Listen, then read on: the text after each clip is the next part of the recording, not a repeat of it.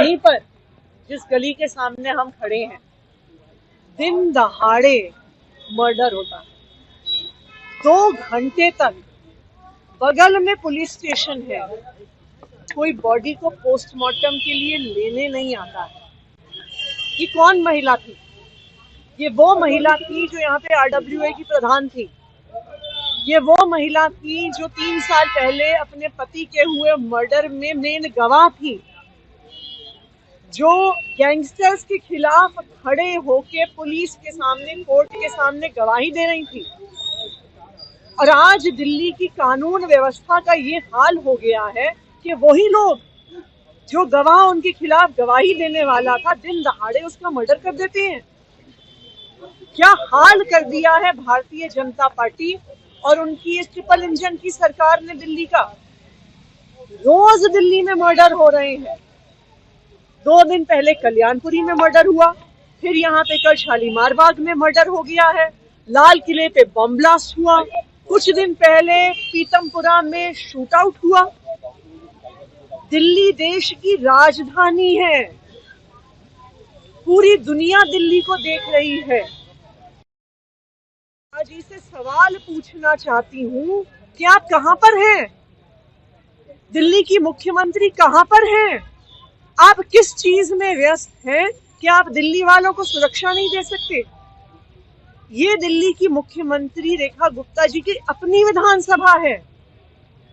अगर यहाँ पर लोग सुरक्षित नहीं हैं, एक RWA की प्रधान सुरक्षित नहीं है, एक मर्डर केस की विटनेस सुरक्षित नहीं है, तो एक आम नागरिक कैसे सुरक्षित होगा?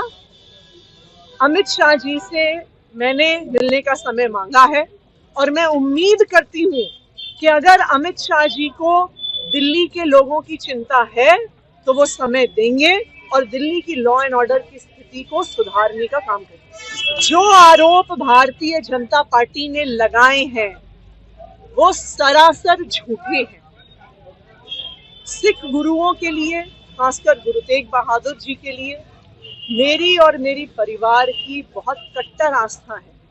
मैं तो खुद ऐसे परिवार से आती हूँ जहाँ पे परिवार का उस पीढ़ी का सबसे बड़ा लड़का गुरुद्वारे में जाता है, सिख बनता है समाज की सेवा के लिए। आप ये याद करिए कि ये झूठ बोलने की जो आदत है ना कपिल मिश्रा जी की, ये कोई नई आदत नहीं है। ये वही कपिल मिश्रा हैं जिन्होंने झूठा आरोप लगाया था कि मैंने अपनी आंखों से अरविंद केजरीवाल को पैसे लेते हुए देखा, और फिर यही कपिल मिश्रा को कोर्ट के सामने माफी मांगनी पड़ी थी और कहना पड़ा था कि मैं झूठ बोल रहा हूं। और आज फिर से यही होगा।